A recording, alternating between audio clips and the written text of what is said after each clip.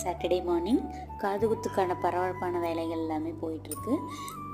வீட்டை விட்டு வெளியில் இருக்கக்கூடிய இடத்துல வந்துட்டு பந்தல் போடலாம் அப்படின்னு சொல்லிட்டு ஃபுல்லாக க்ளீன் பண்ணி எடுத்தாச்சு. தங்கச்சி நான் அவர் கிட்டத்தட்ட ஒரு 2-3 டேஸாக இந்த ஒர்க்கும் சைட் பை சைடாக அப்படியே பண்ணிகிட்டே இருக்கோம். ஸோ ஓரளவுக்கு ரெடி ஆகிடுச்சு. இந்த கல் இது எல்லாத்தையும் கொஞ்சம் க்ளீன் பண்ணி எடுத்தோம்னா ஒர்க்கு கம்ப்ளீட் ஆகிடுச்சு.